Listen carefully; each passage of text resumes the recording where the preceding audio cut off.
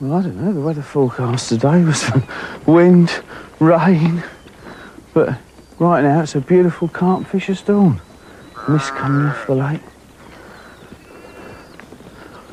It's funny about Norfolk, the weather can be so changeable. 20, 30 miles, there can be so much difference. Oh, there's loads of these black sheep. I wonder if this one's going to move. Morning. No, he isn't. Yes, he is. Right, as we come up to the tree, I think I'm going to walk very quietly here and get behind this tree. Right, let's put the gear down as quietly and as slowly as possible. This is the sort of thing that ruins the fishing in 2 seconds flat if you're not quiet. The trouble is everything I carry rattles, all the rods held together. A box of bait and the stool. It really is so important. Careful, Wilson. Don't clonk the bag. God dear me. Something creaked there. Hello, there's 5 mallards there. I hope they're not going to be on my baits when I put them out. What a beautiful scene. There's stacks of bubbles all over the place. Absolutely looks like a witch's cauldron. Carp must have been going balmy during the night. Magic. Right, let's see if we can get in close here. I'll have to be really, really quiet. Any tiny little bump could affect the fishing. Right, let's put the stool up. They're noisy things, stools. But I do like to be comfortable when I'm fishing. Yes, there's a few fish moving in close here. I can see 1 or 2 tail patterns. Right, I think I'm going to start with some float tackle. I've got a small peacock quill here, fixed bottom end only. And on the size 8 hook, I've got a couple of cockles.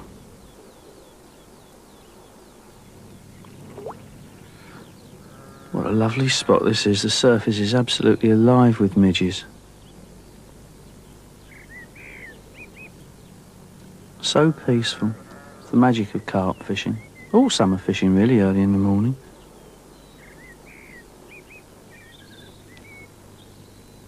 Although I thought there was a little tiny knock on that float then. It could have been a small fish brushing against the line. Yeah. Golden Bennett should never have missed that. What a sitter. Fish moving through. Let's put out another couple of cockles.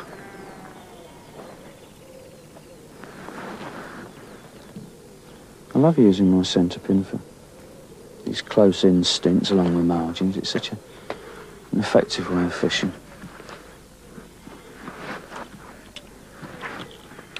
You haven't got to cast very far.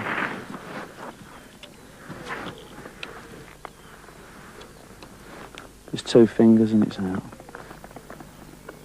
It's so shallow here, it's about 20 inches deep. Amazes me how the carp move through without ever displacing any of the water. The only indication that they're there is just the odd bubble coming up.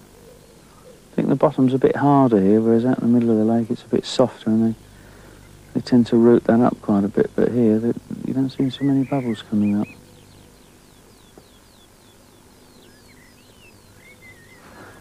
Oh yes, here we are. Oh, it's a good fish. Oh! Come on, mate.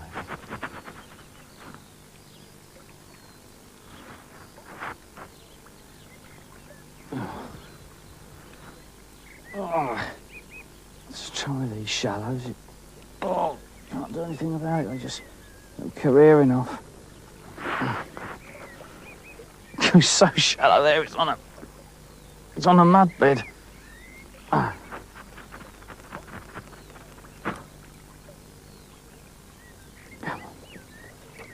Oh, I've got rod stuck in the tree then. Oh, it's so shallow there. Fish almost become grounded.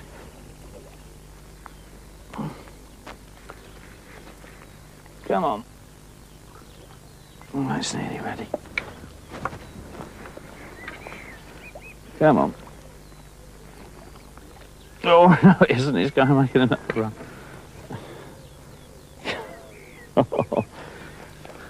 It's not that big, really. It's got immense power. Come on.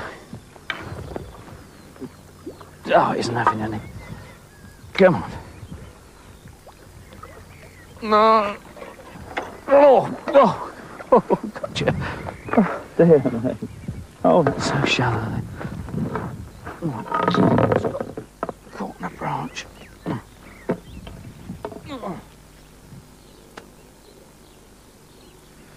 Oh, what a lovely fish to start the day. A lovely long plated mirror. About £7. Let's unhook it with a forceps. Super fish. Oh, lovely looking creature, that. Beautiful. Let's put him back straight away. Goodness me, this is shallow. No wonder that fish got grounded when I netted it. There you are.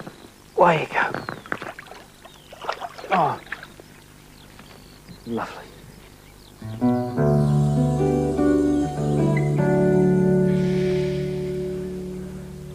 This lake may not look particularly rich in food, like a lot of lakes with lilies and weeds showing, etc. But down here on the bottom, it's very, very rich. In fact, one of my favourite baits you can usually find in spots like these, in quite shallow water where it's muddy like it is here, and that's the freshwater mussel, the swan mussel.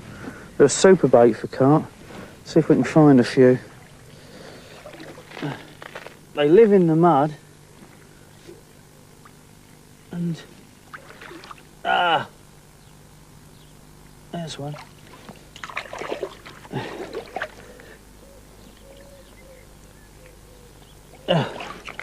One more. If I can find one. Oh, there we are. Right, these are going to be a good bait for under those trees when I have a go with a stalking rod on the free line later on. This should be enough.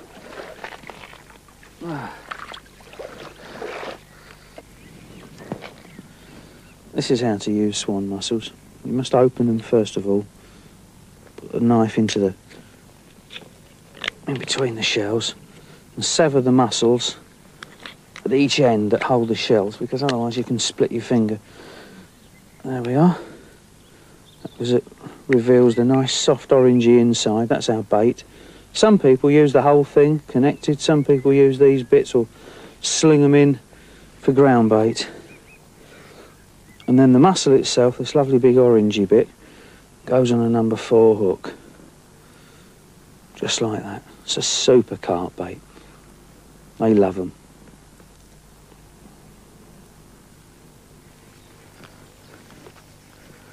Oh, the surface here is absolutely alive with midges. Millions of them.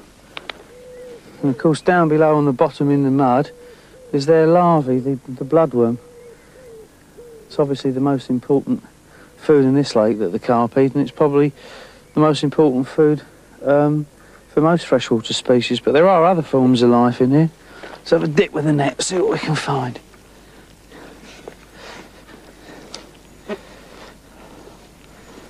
I like doing this. It reminds me of my days as a kid. My dad always had much longer arms than me, and he seemed to be able to reach in all the dark places and pull out bigger sticklebacks. What have we got? Oh. Look at this. We've got a real mixed grill here. We've got thousands of water boatmen, Carixas, little jumping ones. We've got about a dozen of this year's fry, all about 1 inch long. You can actually see what they are. That's going to be a mirror carp.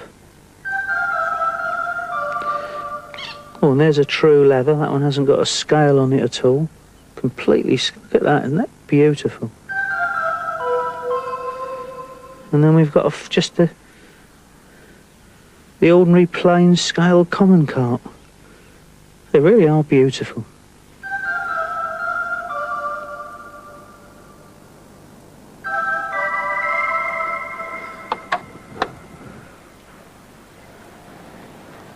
Right, I'm going to have to keep well away from this dam here because the fish are moving very, very close and move along the wall and then under the branches of this big tree next to the boathouse.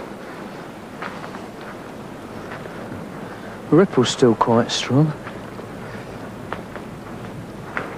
Right, let's get quietly in position here.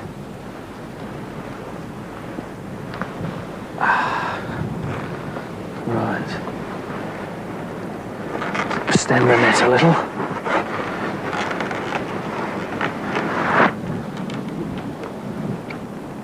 Oh, that's better. Right, let's put in a few peanuts. And a couple of cubes of luncheon meat. It's quite nice.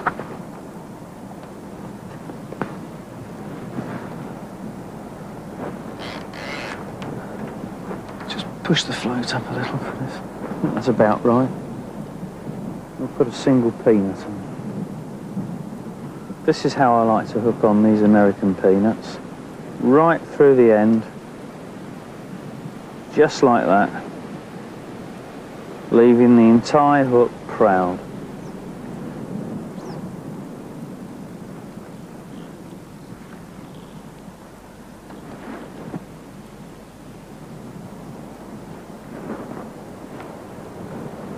We'll sink the line because of that ripple. And I think I'll keep the rod tip sunk here, otherwise I'm going to have a lot of problems, particularly if some of the bites prove to be a bit finicky. Yeah, that's fine.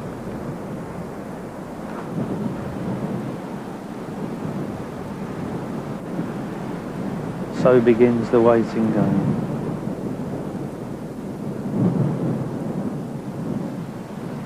Sitting here watching a float carp fishing is something I've been doing for over 30 years now, since I was 10 years old. I think I caught my first carp like it, and I shall probably catch my last. It's a lovely way of fishing. Although, of course, in the 50s, ledgering for carp with special baits was something that was devised by the late Richard Walker, and it brought about a whole new attitude towards carp fishing. People thought much more about them, thought about the baits, thought about the rigs, and of course tackle now has changed dramatically, from built cane rods over to carbon rods and boron rods. What's coming next, I don't know. One thing's for sure, carp still fight as much as they used to, and you can still catch them in the same basic ways before all the evolution in carp fishing started. They are, after all, just an ordinary fish, providing you're quiet and you put a bait in the right place at the right time and they're not suspicious of you, you'll normally get bites. Hello, I think I had a twitch then. Could have been a tail hitting the line. I don't know though. Yes, here we are. Oh! God! This is a nice fish. Oh, I'm trying to get underneath those roots. Oh! Be careful of this. God, he's trying to get under my own bank now. Oh. Come on. Come on. No.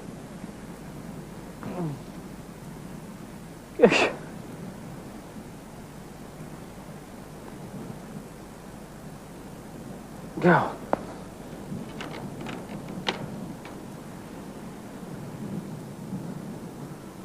Goodness me, it is keeping down. I haven't seen it yet. Go, come on. Ugh. Funny these, sometimes you hook them close in and they don't realise they're hooked. Just keep thumping around. It's actually coming towards me. Come on. Oh, yes. Oh, that's a nice one. Oh. Looks like a fully scale mirror. Come on. Oh, lovely. Oh.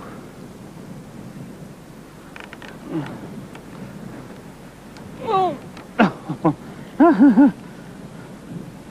Yes, it is. It's a lovely fully scale mirror. Oh, a pretty fish. I think I'll unhook this with the forceps. There we are. Beautiful fish, these fully scale mirrors. In fact, this lake is rather unusual in that it breeds an awful lot of them. It's super fish. Absolutely super. This might only be small, this one, 6 or 7 pounds, but it's a wonderful looking creature. I think they're one of my favourite types of carp, these.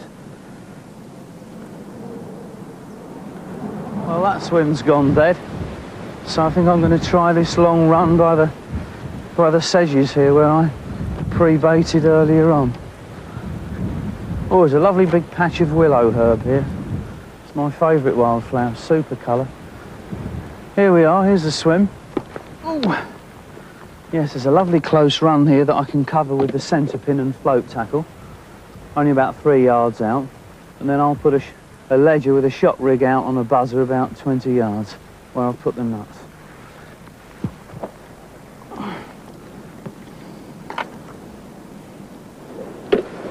While it's out in my hand, let's have a look at my short link shot rig.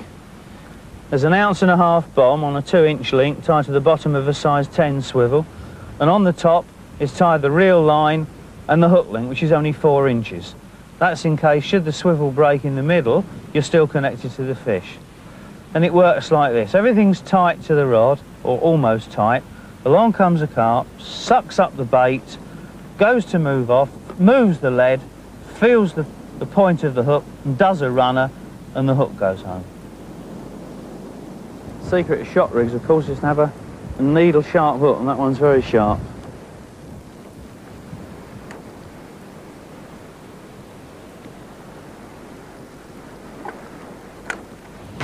Alright, put it on the buzzer.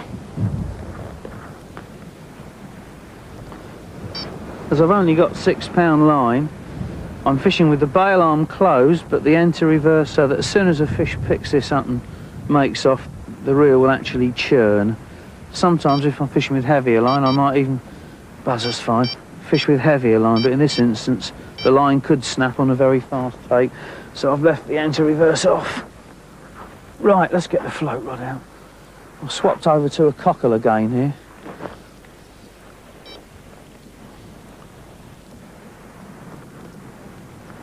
There we are, that's just 2 yards out from those sedges. It's surprising really how close those fish will come in.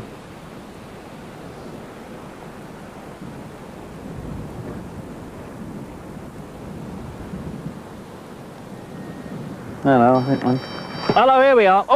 Oh, we're away here on the shot rig, right out in the middle. Goodness me, that was quick.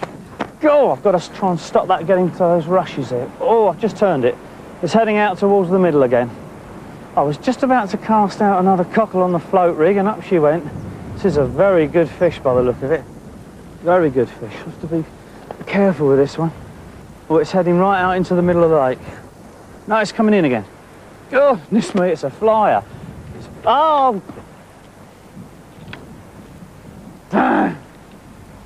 Oh, I've got the hooks come out. I've got line everywhere here. I'm up in the tree. Oh well.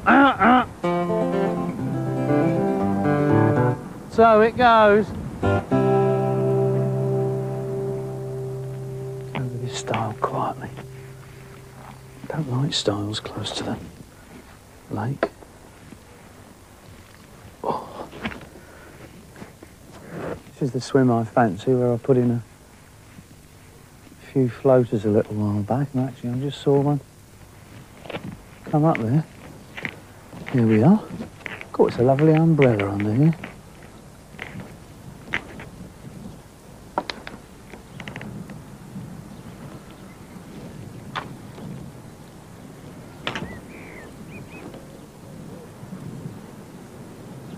I like a nice bit of tough corner crust, stays on ever so well.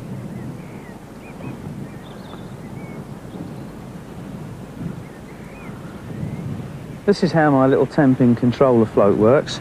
It slides on the line above a small bead and a junction swivel. The bead's there so that the float doesn't jam against the hook link swivel. And the hook link's 2 or 3 feet long with the crust or cat food biscuit or whatever. And the float's constructed from a basic balsa body with a cane stem through it. And then there's lead wire wrapped around that so that it sits in the water, cocked at about the red. And the red you can see for up to 60, 70 yards. It's a super little float for fishing floaters because when you get a bite, the line runs straight the way through it and the carp feels very little resistance. Although if it dives deep, then sometimes the float actually goes under, although it's not meant to. It's just supposed to get you out there in a light way for a nice sensitive presentation. Oh, beautiful. Nearly in the rhododendrons. It's just right.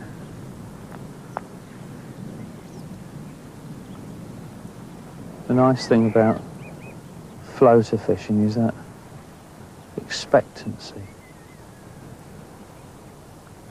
You're continually aware that any second up could come a big pair of lips and down goes the bait. You know, there's a duck there just emerging from the rhododendrons. I hope it's not going to take the crusts. I saw a moorhen pick up a few minutes ago. Here we are, we're in. Oh, God. Goodness me, that came quickly. God. God, I can't put any more pressure on this rod. Well, the line's only 6 and it's about a £1.25 test curve. But it does bend rather nicely. I can't put any more side strain on because I've got a branch there. It isn't the easiest place to fish from underneath this tree.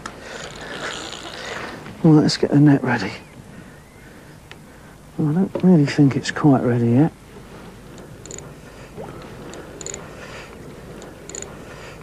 Come on. No, it's... Come on.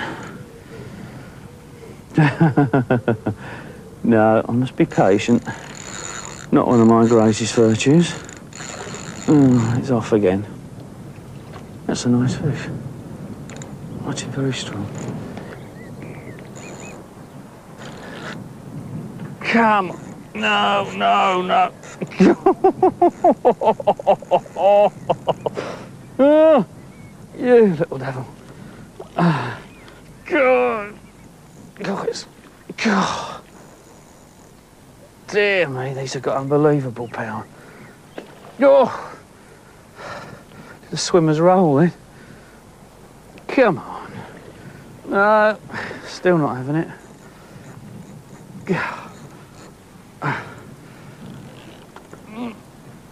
That's nearly ready. Come on. No, still not having it.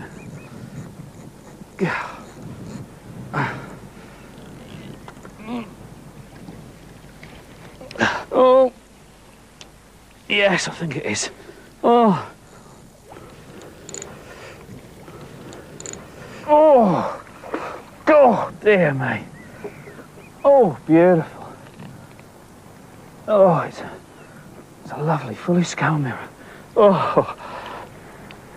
Oh. First fish on crust. Oh, look at that. There's the hook. Oh, it's come out in the net. Oh, that's beautiful. Oh, a lovely big fully scale mirror. It's got a mark on its belly there. Looks like an old spawning abrasion. It's well healed though. That's a super thing. Look at that tail. Goodness me. I think that's my biggest fully scale mirror ever, actually. Oh, it's a lovely creature. Oh, tremendous. Enormous great barbels it's got. Beautiful.